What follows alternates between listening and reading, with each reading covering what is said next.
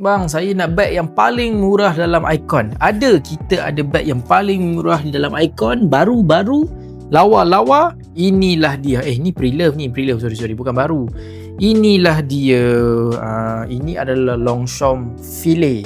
Biasanya orang pakai beg ni dulu pergi ke pantai ataupun pergi supermarket. Diorang buat macam ni. Pergi market nah. So beg ni harga dia tak mahal, RM450 sahaja.